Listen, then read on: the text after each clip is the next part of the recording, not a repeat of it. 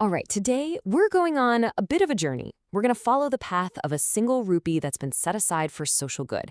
But this isn't just about charity, the feel-good stuff. We are diving deep into India's incredible law that literally forces big corporations to use their profits to help build the nation.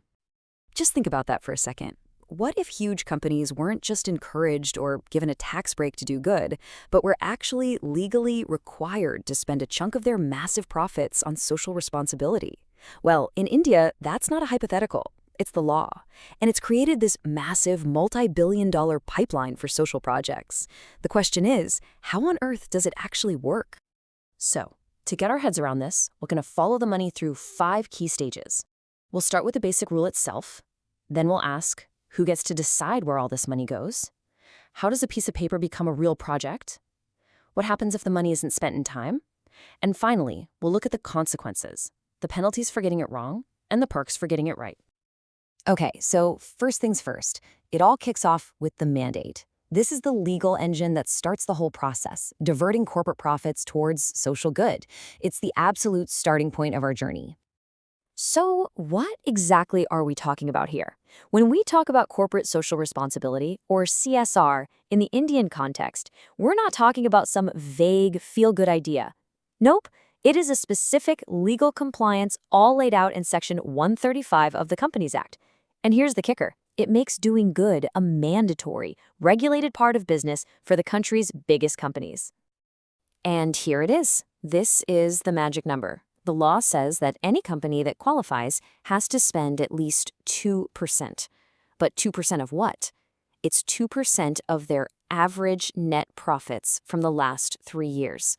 And that averaging is pretty clever, right? It helps smooth out any crazy high or low profit years, making the amount they have to spend a bit more stable. Now, this law doesn't apply to every little shop on the corner. It's aimed squarely at the big players. A company gets pulled into this system if it hits just one of these 3 thresholds in the previous financial year: a net worth of 500 crore rupee or more, a turnover of 1,000 crore, or a net profit of 5 crore or more. Hit just one and you're in. Okay, so a company hits the threshold. Now they have to spend this money. But who actually decides where it goes? It can't be a free-for-all. This is where we meet the planners and their official rulebook. The whole process is super structured to make sure everyone's accountable. First, a special CSR committee is formed, made up of company directors. They're the ones who do the heavy lifting. They create the company's overall CSR policy and a really detailed action plan for the year. Then that plan goes upstairs to the main board of directors for the final stamp of approval. It's a clear chain of command so that nothing gets lost in the shuffle. But that CSR committee can't just dream up any project they want. They actually have to order from a specific menu, a government-approved menu of good deeds.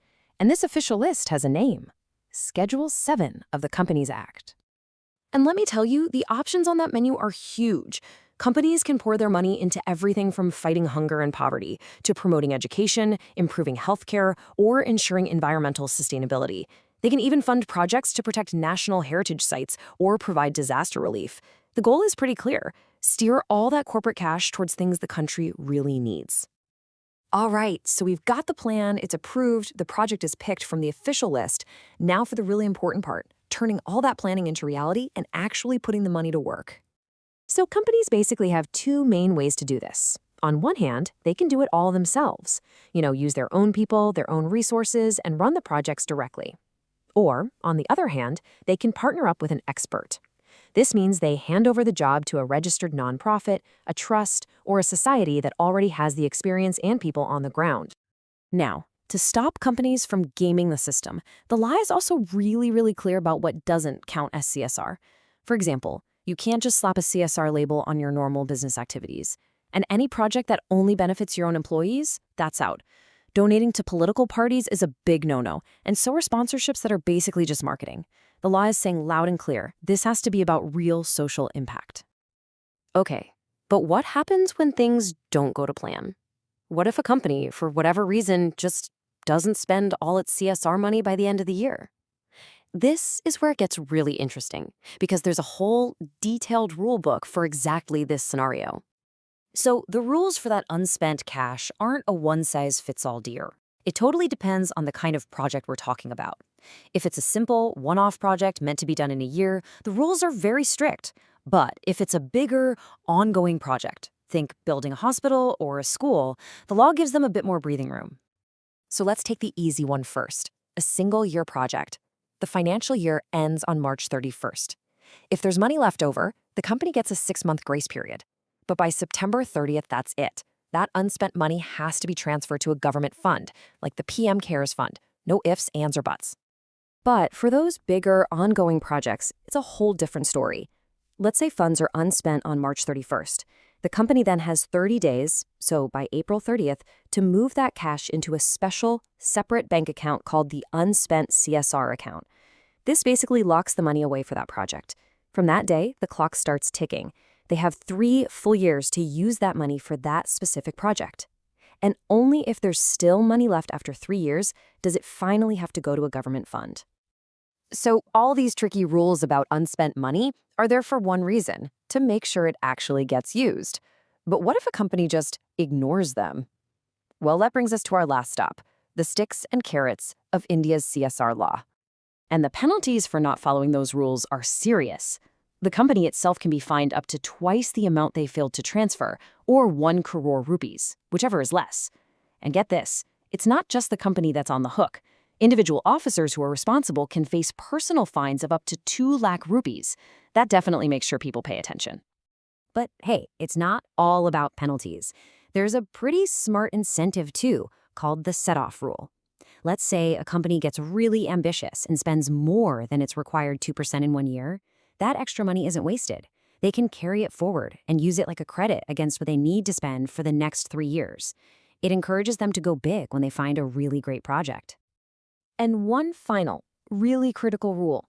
What if a CSR project somehow makes money? Maybe a vocational training center they built starts charging a tiny fee. Well, the law is crystal clear. Any surplus, any profit cannot just be absorbed back into the company. It has to be plowed right back into that same project or used for another CSR activity. The social mission always comes first.